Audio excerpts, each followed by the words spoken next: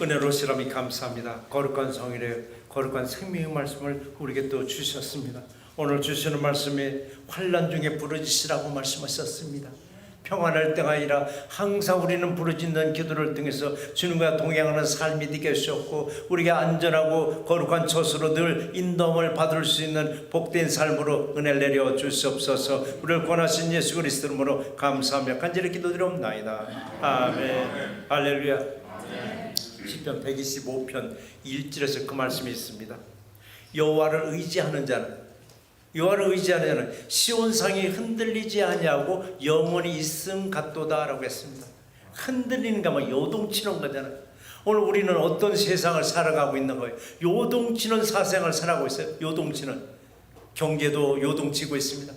정치도 요동치고 있습니다. 사회도 요동치고 있고, 문화도 요동치고, 종교조차도 요동치고, 질병조차도 요동치고 있습니다. 자연 환경조차도 요동치는 이런 세상에 우리는 어떻게 살아갈 것인가? 어떻게 살아갈 것인가? 우리 믿음으로 사는 사람들은 모든 것이 다 요동칠지라도 흔들림이 없는 경관성 안에서 살게 해주시네 하나님께 감사와 영광을 돌리는 우리 모두가 되시기를 주의 이름으로 축원합니다. 문화의 발견이라는 책이 있습니다. 한국의 성공회대 교수인데 김찬호 교수님이 쓴 책인데, 그 책을 읽다가 재밌는 통계가 있어서 여러분에게 소개하려고 합니다. 강남 지역, 서울에 있는 강남 지역, 기독교 비율이 그렇게 높은 건 몰랐습니다. 기독교 비율이 30%랍니다. 그 인구의 30%, 굉장히 높은 비율을 가지고 있습니다. 그럼 30%의 이 기독교인들이 그 지역에 예수의 영향력을 끼치고 있을까? 예수의 영향을 끼치고 있을까? 만약에 영향력을 끼치고 있다면 강남 지역은 기독교 문화 지역이라고 할 수도 있고 생명 문화 지역이라고 할 수 있는데, 이 두 가지 질문에 확실하게 그렇다라고 예스라고 대답할 수 있는 사람이 얼마나 되느냐 했더니 없다라고 얘기합니다. 그 책에서는 그래요.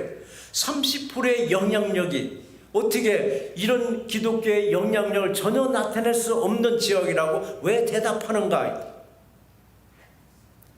왜 기독교의 영향력이 왜 나타나지 않는가 했더니 그 지역의 특성을 말합니다.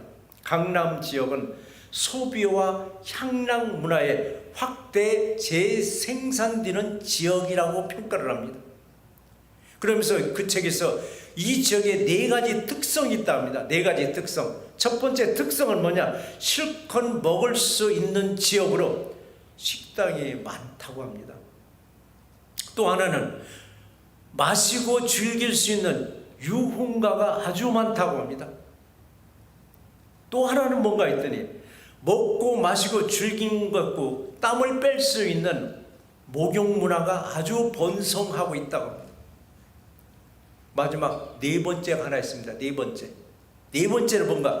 죄를 용서받을 수 있는 종교기관이, 교회가 그렇게 많다고 얘기합니다. 30%의 기독교인들이 아무런 그 영향력을 나타낼 수 없는 게 뭔가 있더니 실컷 먹을 수 있는 지역이요, 마시고 즐길 수 있는 지역이요, 땀을 빼고 건강 관리할 수 있는 그런 지역이요. 그런 지역에 또 같이 공존하는 게 뭐니까? 교회더라고요. 먹고 즐기고 빼고, 그리고 마지막 회개하고 용서받는 지역이 어디냐? 강남 지역이라고 말합니다. 그러니 세상 풍파에 흔들고 요동치는 이 기독교로 추락하고 있는, 이렇게 기독교가 점점점 추락하고 있을지라도 우리 모두는 어떤 환경에서도 요동치지 않고 견고에 서서 신앙생활하는 우리 모두가 되시기를 주의 이름으로 축원합니다. 하나님 우리에게 주시는 말씀이 2가지인데, 첫 번째 말씀은 뭐냐? 환난 날에 부르짖으라고 했습니다. 환난 날에 부르짖으라고. 오늘 본문에서 다윗은 구원의 큰 은혜에 대한 그 감사와 찬송이 있었지만, 또 한편으로는 단순히 감사만 아닙니다. 자신이 당하고 있는 이 환난이 자신도 때로는 두려울 때 뭐를 했느냐? 하나님께 부르짖었다고 했어요. 하나님께 부르짖었다고. 이런 기도를 통해서 하나님은 다윗을 건져내려고 피난처를 주셨습니다. 다윗이 해준 피난처는 눈에 보이는 외형적인 피난처가 아니었습니다. 어떤 피난처에 있을까? 하나님을 믿는 다윗의 마음에게 확신을 주셨습니다. 확신을, 하나님을 믿는 다윗의 마음에 확신을 주니까 믿음을 통해서 그게 피난처가 되었습니다. 우리도 어떤 환난과 무서운 태풍이 우리에게 불어닥칠지라도 우리도 다윗처럼 7전 상반전에 이렇게 고백을 했습니다. 내가 환난 중에 여호와께 아뢰고 나의 하나님께 아뢰었나이다 그러겠습니다. 아뢰다는 말 자체가 이거 뭐냐, 부르짖다는 말입니다. 하나님께 부르짖을 때는 소리 없이 묵상으로 기도보다는, 그냥 눈으로 기도보다는, 마음으로 기도보다는, 생각으로 기도보다는 부르짖으라고 했습니다. 부르짖는, 소리내서 기도하라고 했습니다. 우리 소리내서 기도할 때도, 부르짖을 때도, 태평성대할 때 하나님께 부르짖는 경우는 거의 없습니다. 환난 중일 때 하나님께 아뢰고 환난 중일 때 하나님께 부르짖었다고 했습니다. 우리는 어느 때 부르짖어야 될 것인가? 문제가 터져야 비로소 주님을 찾고 찾으면서 부르짖었을지라도 이제로부터는 항상 하나님께 아뢰고 부르짖음을 통해서 내 믿음이 요동치 아니하고 견고히 세워주심에 감사하는 우리 모두가 되시길 바랍니다. 어느 분은 그래요. 그분 삶이 평안해 보입니다. 별로 기도거리도 없어 보입니다. 그런데도 불구하고 기도할 때 보면은 정말 부르짖으면서 눈물로 기도합니다. 한번 물어봅니다. 특별히 기도거리가 있으세요? 그랬더니 있다고 그럽니다. 무슨 기도거리요? 그랬더니 나는 내 기도가 나 자신을 위한 기도가 아니랍니다. 내 가족들을 위한 기도도 아니랍니다. 내 일터에 대한 기도도 아니랍니다. 그럼 무슨 기도예요? 했더니 나는 국가와 민족을 위해서, 그리고 교회를 위해서, 그리고 어려운 이웃을 위해서 기도하는데 기도할 때마다 눈물이 나온다고 합니다. 기도할 때마다 눈물이 나온다라고. 나는 은혜로, 하나님의 은혜로 평안할지라도 국가와 민족을 들여다보니까 환난 중에 있다는 얘기입니다. 오늘도 미국 이 땅이 평안한 것 같아도 미국 이 땅이 한번 영적으로 들여다보시기 바랍니다. 환난 속에 있습니다. 이게 보여야만이 우리는 국가 민족을 위해서 기도할 수 있습니다. 보이지 않는데 어떻게 기도하느냐고요. 이 나라 다시 한번 잘 들여다보시면 환난 중에 있습니다. 이웃의 문제도 마찬가지입니다. 들여다보면 이웃들의 아픔이 보입니다. 또 질병과 투병하는 분들도 계십니다. 이들을 위해서 부르짖는 기도 우리는 얼마나 하고 있을까? 나는 정말 국가와 민족을 위해서 나보다도 먼저 기도하는가? 교회를 위해서 나보다 먼저 기도하는가? 이웃을 위해서 나보다 먼저 기도하는가? 우리는 어떤 기도를 하고 있는가? 한 번쯤은 나 자신을 들여다보고 내 기도는 내가 빼먹어도 누군가 나를 위해서 기도하고 있습니다. 나도 누군가로서 기도할 때 누군가는 나를 위해서 기도하고 있습니다. 서로 중보 기도를 통해서 주님의 영광을 돌릴 수 있는 새롭게 모두가 되시기를 주의 이름으로 축원합니다. 다윗은 환난 중에 부르짖었고 아뢰었더니 어떤 결과가 나오는가 했더니 7절 하반절에 이런 말씀이 있습니다. 같이 한번 읽어보시겠습니다. 그가 그의 성전에서 내 소리를 들으시며 나의 부르짖음이 그의 귀에 들렸도다 라고 했습니다. 말 못할 어려운 사정들이 있습니다. 소가리하는 사정들이 있습니다. 누구 앞에 얘기하기도 했던 나쁘고로운 얘기들. 근데 그것도 못 참고 사람들에게 하소연할 때가 있습니다. 내 소가리하는 거 나쁘고로운 얘기를 사람들에게 하소연하지 말고 먼저 주님께 아뢰시기 바랍니다. 주님께 부르짖으시기 바랍니다. 그러면 주님이 성전에서 들으신다고 했습니다. 성전은 어디냐? 하늘에서 들으시고 응답해 주십니다. 건져 주십니다. 항상 요동치 아니하는 우리 기도자가 되기를 주의 이름으로 축원합니다. 하지만 우리는 주님께 내 사정을 부르짖기 전에, 내 사정을 아뢰기 전에 먼저 하나님을 찬양할 찬송이 있습니다. 먼저 해야 할 찬송, 곡조가 없는 찬송이 있습니다. 하나님의 말씀을 먼저 우리는 읽고 그리고 기도하셔도 늦지 않습니다. 근데 우리는 거의 다 보면 성경책은 덮어놓고 우리는 믿음 생활합니다. 성경책은 펼쳐놓고 읽고 그리고 기도해도 늦지 않는데도 불구하고 많은 분들은 성경은 덮어놓고 기도할 때가 많습니다. 하나님 말씀을 찬송하다 보면 우리에게 주시는 법칙이 두 가지가 있다라고. 성 어거스틴이 그런 말을 했습니다. 두 가지 중에 하나는 뭐냐? 하나님의 말씀을 찬송하다 보면, 읽다 보면은 우리가 믿음의 법칙을 주신다. 또 하나는 무슨 법칙을 주는가? 생활의 교훈을 주고 있다라고. 생활의 교훈을. 우리에게 말씀을 주신 것은 그 말씀을 믿고 그 말씀을 삶에 적용하라고 우리에게 말씀을 주신 것입니다. 삶에 적용하라고. 하나님의 말씀은 허공에 떠있는 이상적인 말씀이 아닙니다. 하나님의 말씀은 도저히 우리가 지킬 수 없는 허공에 떠있는 이상적인 말씀이 아니라 이 말씀은 우리 현실에서 적용할 수 있는 현실적인 말씀을 우리에게 주셨습니다. 어거스틴은 그럽니다. 성경은 크게는 믿음의 법칙과 생활의 교훈을 주셨는데 누구에게 준다고? 하나님의 말씀을 찬송하는 사람에게, 하나님의 말씀을 읽는 사람에게 믿음을 주고 삶의 교훈을 주고 계시다라고 말합니다. 성경 읽다 보면 그래요. 말씀의 내용이 정말 믿어지는 믿음의 법칙이 있고, 말씀을 읽다 보면 말씀의 내용처럼 내 생활에서 그대로 살고자 하는 마음이 생깁니다. 내 삶에서 그대로 살고자 하는 마음이 뭐냐? 예수를 닮아가는 마음입니다. 예수를 닮아가는 마음. 예수의 뭐를 닮아가는 거예요? 예수의 사랑을 닮아가는 거예요. 예수의 마음은 시기도 질투도 모함도 없습니다. 그냥 사랑으로 우리를 감싸고 있고 우리도 그 사랑을 닮아가고 있을 뿐입니다. 사랑은 완성이 없습니다. 그냥 예수의 사랑을 닮아가고 있을 뿐입니다. 말씀이 믿어질 때 우리 요동치지 않는 믿음을 주셨음에 감사만 하는 새롭게 모두가 되시길 바랍니다. 그러나 이 말씀이 믿어지지 아니하니까, 말씀이 믿어지지 아니하니까 종말론에 자꾸 빠지는 겁니다. 말씀이 믿어지지 아니하니까 감은 이슬에 빠져서 믿음에 요동치고 있습니다. 항상 말씀을 읽음으로 믿음을 주시고 어떤 환난과 어떤 핍박이 올지라도 요동치지 아니하고 흔들리지 않고 믿음으로 끝내는 승리케 하심에 감사하는 우리 모두가 되시길 바랍니다. 어거스틴이 말하는 바로 믿음의 법칙은 이렇게 말을 합니다. 성경의 말씀이 이해되지 아니하더라도 우선 믿으라고 했습니다. 말씀을 처음에 읽어보고 그게 이해돼서 믿어서 믿는 것이 아니라 일단 믿으라고 했습니다. 인간의 이성으로는 이해할 수 없는 이 진리를 받아들이게 하려면 먼저 믿으라고 했습니다. 믿어질 때 그 말씀이 이해가 되고 말씀을 깨닫게 된다라고. 누구나 성경을 읽고 믿음을 통해서 진리, 바로 예수를 만나게 되는데, 예수를 만나게 되는 순간 성령님은 우리들의 마음을 만져주십니다. 우리들의 마음을 만져주십니다.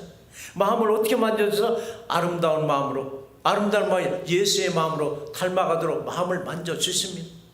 아름다운 마음, 성품 뭐냐? 예수의 성품입니다. 예수의 성품. 예수의 성품이냐? 사랑입니다. 사랑도 크게는 두 가지가 있습니다. 내 사랑이 있습니다. 내 사랑. 또 하나 예수의 사랑이 있습니다. 내 사랑은 이기적인 사랑입니다. 내가 하나를 주면 너 하나를 줘야 됩니다. 내가 10개 줬으면 너도 10개를 줘야 됩니다. 받아야 됩니다. 근데 예수의 사랑은 끊임없습니다. 조건이 없습니다. 그냥 주는 사랑입니다. 그냥 주는 사랑. 한번 우리도 내 사랑을 한번 줘보세요. 결국은 바꾸자 합니다. 그러나 예수의 사랑은 끊임없이 줍니다. 조건이 없습니다. 그런데 우리가 은혜스러울 때는 예수의 사랑으로 조건 없이 풍족하게 줬지만은 그것도 시험이 드니까, 관계에서 시험이 드니까 내가 준 거 다시 달라고 하더라고요. 그러나 예수님은 달라고 한 일은 없습니다. 끝까지 주셨습니다. 끝까지. 우리가 예수의 성품을 닮아가는 것이 뭐냐? 생활의 교훈이라고 어거스틴은 말하고 있습니다. 부활하신 예수님이 마지막 지상 명령이 무슨 말씀이냐면 마태복음 28장 20절 말씀인데 한번 같이 한번 읽어보시겠습니다. 너에게 분부한 모든 것을 가르쳐 지키게 하라. 볼지어다 내가 세상 끝날까지 너희와 항상 함께 있으리라 라고 했습니다. 여기서 뭐냐? 모든 것을 가르치는 것이 아니라 지키게 하라고 했습니다. 지키게 하라고.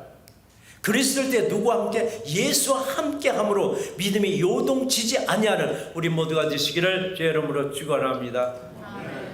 우리에게 두 번째 주시는 말씀은 뭐냐? 땅이 진동할지라도, 땅이 요동할지라도 요동치 아니하는 믿음을 가져라 얘기입니다. 다윗은 하나님의 진노하시는 모습을 이렇게 말을 했습니다. 이게 8절 말씀인데 같이 한번 읽어보시겠습니다. 이에 땅이 진동하고 떨며 하늘의 기초가 요동하고 흔들렸으니 그의 진노로 말미암이로다. 오늘날 우리 지구상에 한번 보시자고요. 지구 흔들리고 있습니다. 지구 요동치고 있습니다. 이게 뭐냐? 지진이잖아요. 지진이 수없이 일어나는 거예요. 어제 뉴스 이런 보셨잖아요. 모로코 지진으로 2,000명 이상이 사망자요, 2,000명 이상이 부상자라는데 그게 어쩌면 다 4,000명이 사상자라. 계속 늘어날 겁니다. 우리 이런 모습을 보고 우리는 자연재해로만 여길 것이 아닙니다. 이런 모습을 보고서 자연재해로만 보지 마시고 우리는 영적으로도 한번 이제 보셔야 됩니다. 왜 이러실까?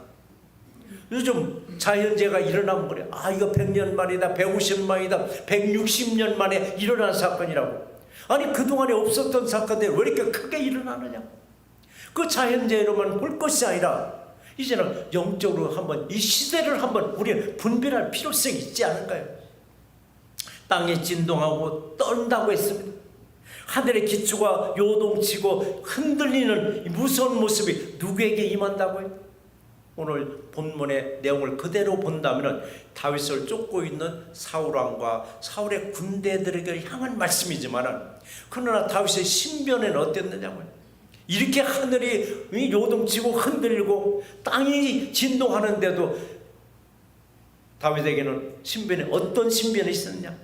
전혀 요동치 않고 흔들림이 없는 믿음을 주셨습니다. 다윗에게 믿음을, 그 믿음이 저와 여러분들에게도 주셨습니다. 아무리 여러분의 평탄한 대지에 서 있다 할지라도 내 믿음이 흔들리면 지구가 흔들린다고 말을 합니다. 근데 내 믿음이 견고하게 서 있으면 지구가 흔들릴지라도 왜 흔들리느냐고, 이렇게 튼튼하게 서 있는데 왜 흔들리냐고 말할 수가 있습니다. 다윗과 사울의 인생을 보시면 두 사람은 분명히 많은 흔적을 남겼습니다. 다윗도 흔적을 남기고 사울도 흔적을 남겼습니다. 두 사람의 흔적은 정반대의 흔적을 남겼습니다. 다윗은 철저하게 하나님의 흔적만 남겼습니다. 사울은 철저하게 사탄의 흔적을 남기면서 마지막에는 자기 생명도 자기 스스로가 끊고 자살로 끝났고 그의 후손들조차도 거의 멸족되다시피 했습니다. 우리들은 날마다 무슨 흔적을 남기고 살아가는가? 우리 한 발자국 한 발자국 뛰는 것이 다 지워지는 것 같아도 우리는 흔적을 남기면서 앞으로 가고 있습니다. 나는 과연 무슨 흔적을 남기는가? 어느 족적을 남기고 살아갈 것인가? 한번 좀 생각해 보시기 바랍니다. 한 발자국 뛸 때마다 분명히 여러분의 흔적을 남기고 살아가고 있습니다. 요동치 아니하는 믿음으로 오직 주님의 흔적만을 남기는 우리 새롭게 모두가 되시길 바랍니다. 8절 말씀처럼 하나님은 사탄들에게 무서운 진노를 내리셨지만 믿음의 사람들에게는 철저하게 보호하시겠다는 말씀이기도 합니다. 때로는 천둥번개가 치는 건 자연적인 현상입니다. 그럼에도 불구하고 자신의 죄가 있든 없든 때로는 두려워합니다. 한밤중에 천둥번개 요란하게 계속 쳐대면 무섭지 않은 사람이 어디 있느냐고. 그런데 말을 합니다. 아, 하나님이 진노하셨는가? 하나님이 진노하셨는가? 이럴 때 우리는 자신의 죄가 있으면 아, 내가 참 죄가 있었구나 하는데, 어느 사람은 천둥번개가 치고 자연적인 현상 속에서도 자신의 죄가 없다고 여기거나 아니면은 있는지 없는지 무감각하게 살아갈 수 있습니다. 하나님의 진노는 사람을 통해서 진노하시기도 합니다. 하나님의 진노는 자연 환경을 통해서 진노하십니다. 그런데 자연 환경을 통해서 진노하는데도 불구하고 나는 죄가 없다라고 생각하는 사람은 감각이 없습니다. 전혀 무감각합니다. 왜 이렇게 무감각한가 했더니 아, 이건 자연 현상이라고, 그 다음에 지구 온난화 현상이라고 하면서 스스로가 자기를 위로하고 있습니다. 위로. 다윗은 이렇게 노래했습니다. 여호와는 나의 반석이라고 했습니다. 여호와는 나의 요새라고 했습니다. 여호와는 나를 건져내시는 분이라고 말했습니다. 이렇게 고백할 때 여호와는 누구에게 피난처를 주십니다. 다윗에게만 준 게 아니라 저와 여러분들로 피난처 주셨는데 이 피난처는 외형으로 준 것이 아니라 나의 믿음 안에 주셨습니다. 내 안에 피난처를 주셨음을 깨달았을 때 우리는 전혀 요동치 아니하고 오직 하나님을 향해서 오늘도 내일도 열심으로 나갈 수 있는 우리 모두가 되시길 바랍니다. 반대가 있습니다. 믿는 자들을 핍박하고 기르게 하는 게 행악자들은 땅과 하늘의 기초가 막 흔들릴 정도로 무섭게 행하고 계십니다. 오늘날 지구상에 일어나는 기이한 자연 현상들, 지구상에서 일어나고 있는 기이한 자연재해를 우리는 겪고 있는데도 불구하고 이건 지구온난화로 여길 것이 아닙니다. 그냥 지구온난화 현상으로 자꾸 과학적으로만 우리는 접목하려고 하는데 그렇게만 보지 마시고 하나님 때가 가까이 오고 있지는 아니한가? 하나님 때가 가까이 오고 있지는 아니한가? 그런데도 불구하고 우리는 하나님 앞에 바로 섰는가? 내가 하나님 앞에 바로 섰는가? 하나님은 끊임없이 자연재해를 통해서 우리에게 경고하고 있는데도 불구하고 우리는 하나님 앞에 바로 서지 아니하고 천년만년 살 것처럼 우리는 살아갑니다. 그러나 우리는 언젠가는 하나님 앞에 설 날이 옵니다. 하나님 앞에 설 날이 올 때 하나님 앞에 서면 딱 두 문장으로 분류할 것 같습니다. 한 사람에게는 착하고 충성된 종아, 네가 작은 일에 충성하였음에 네 주인의 즐거움에 참여할자다라고 한 문장을 받을 것이고, 또 한 사람 뭐냐, 악하고 게으른 종아, 나는 너를 알지 못하노라, 이런 이 문장을 받을 수도 있습니다. 우리는 어떤 말을 듣고 싶어요? 착하고 충성된 종아, 네 주인의 즐거움에 참여할자다. 이 소리를 듣고자 우리 신앙생활하고 있습니다. 이 소리를 듣고자 우리 신앙생활하고 있는데도 불구하고 신앙생활 하다가 하나님하고 관계없는 일들, 구원하고 관계없는 일에 우리가 빠져서 호적거릴 때가 얼마나 많으냐고요. 세상은 끊임없이 지금 우리에게 경고하고 계시는데도 불구하고 그거는 그 자연현상이야, 자연재해야, 지구온난화야 하면서 아직 오시려면 멀었으라고 하는 순간 주님은 그때 오십니다. 주님이 내가 은혜스럽게 충성스럽게 일할 때 오시면 얼마나 할렐루야냐고. 꼭 우리가 시험에 들었을 때 오실 수도 있습니다. 시험에 들었을 때, 주님이 오셨을 때 우리는 어느 줄에 설 것인가, 어느 쪽 줄에 설 것인가, 왼편에 설 것인가, 심판대 앞에 선다는 것도 우리는 한 번쯤 생각해 보셔야 되고, 믿음을 굳게 함으로 요동치 않는 새롭게 모두가 되시기를 제 이름으로 축원합니다. 이 말에 그래 어느 분은 예수 없이도 더 잘 살아, 예수 없이도 여지까지 살아왔는데 뭔 소리 하는 거야, 예수 믿는 사람들 뭐 만사 형통을 할 줄 알았더니 온갖 겪는 거 다 겪더만 별것도 아니대라고 비하하는 경우도 있습니다. 그럴지라도 예수 믿는 우리들은 세상이 거꾸로 갈지라도 나는 예수 없이는 못 산다고 고백하는 새롭게 모두가 되시기를 제 이름으로 축원합니다. 세상이 거꾸로 가도 우리는 붙잡을 건 하나밖에 없습니다. 여러분, 예수를 붙잡으면 반드시 삽니다. 이때 우리의 믿음을 더 견고하게 세워주십니다. 나는 예수 없이는 못 산다고 고백했을 때 우리의 믿음을 더 견고하게 세워주십니다. 세상 사람들은 예수 없이도 잘 산다고 하는데 다 잘 살던가요? 아니잖아요. 예수 믿는다고 우리가 어려움이 있나요? 다 어려움이 있나요? 아니잖아요. 세상도 믿음도 공평이 아닙니다. 공정을 원하고 있습니다. 지난주에도 공평과 공정을 얘기했고, 지난주 수요일도 공정과 공평에 대해 제가 설명해 드렸습니다. 자, 예수님도 공정을 원하는가, 공평을 원하는가? 예수님 무슨 말씀하셨어요? 네 믿음대로 될지어다라고 했습니다. 내 믿음대로 될지어다. 복받을 믿음을 가진 사람은 분명히 복받습니다. 저주받을 믿음을 가진 사람은 저주받습니다. 믿는다고 공평하게 다 동일하게 축복 주지 않았습니다. 주님은 분명히 공평보다도 공정을 원하고 계십니다. 공정을 원하고 계십니다. 요동치 않는 믿음을 가졌을 때 우리의 믿음대로 여러분의 복을 받아 누릴 것이며, 마지막 그 앞에 섰을 때 착하고 충성된 종아, 네 주인의 즐거움에 참여할지다라고 주님부터 칭찬받는 우리 모두가 되실 줄 믿습니다. 예수님이 제자들에게 요한복음 14장 1절에서 이런 말씀하셨습니다. 같이 한번 읽어보시겠습니다. 너희는 마음에 근심하지 말라. 하나님을 믿으니 또 나를 믿으라 라고 했습니다. 하시고는 그 다음 절을 보니까 너희를 위하여 거처를 예비하러 간다고 했습니다. 너희를 위하여 거처를 예비하러 간다고 했는데 우리의 거처를 예비하러 간다고 했습니다. 우리의 거처는 이 땅이 아닙니다. 하나님 나라입니다. 하나님 나라. 그 거처를 준비하러 갔다가 다시 오신다는 거예요.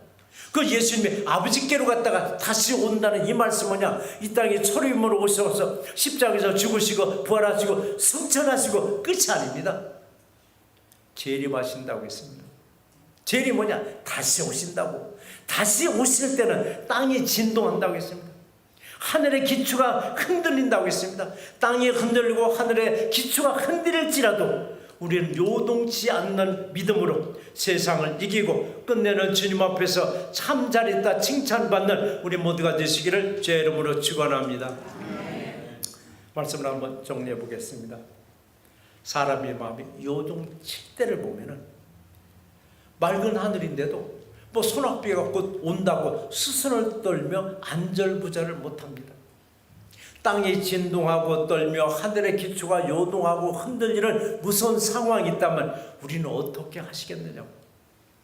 이런 모습을 하나님의 진노하심이라고 하였는데 이런 환난할 때 어떻게 하면 하나님의 진노를 우리는 피할 수 있을까요? 다윗은 자신에게 환난이 오면 허둥대지 아니하고 성전에서 여호와께 아뢰고 부르짖으면 하나님이 귀를 기울이고 들으셨다고 했습니다. 사울왕은 다윗을 죽이려고 쫓아다녔지만 번번이 실패했습니다. 거꾸로 쫓기는 다윗은 사울왕을 죽일 기회가 2번이나 있었습니다. 그럼에도 다윗은 사울왕을 해치지 아니하고 안전하게 돌려보내면서 원수 갚는 일은 하나님이 하신다라고 하면서 오늘 기도했습니다. 하나님께 아뢰고 부르짖을 때 우리의 믿음이 요동치 않게 붙잡아 주시고 건져 주심을 믿는 우리 새롭게 모두가 되시기를 주의 이름으로 축원합니다. 은혜로우신 하나님 감사합니다. 땅이 진동하고 땅이 떨며 하늘의 기초가 요동하고 흔들릴지라도 우리의 견고한 성읍에 안전한 피난처에 있는 우리는 어떤 걱정과 염려가 아니라 항상 주님을 향한 믿음이 흔들리지 아니하도록 은혜를 내려 주시옵소서. 너희는 마음에 근심하지 말라고 했습니다. 하나님 믿으니 또 나를 믿으라고 했습니다. 예수를 믿는 믿음을 통해서 요동치 아니하고 견고히 서 있는 믿음을 통해서 모든 사람들에게 예수 그리스도의 사랑을 전할 수 있는 우리 모두가 될 수 있도록 축복 내려 주시옵소서. 우리를 권하신 예수 그리스도 이름으로 감사하며 간절히 기도드리옵나이다. 아멘.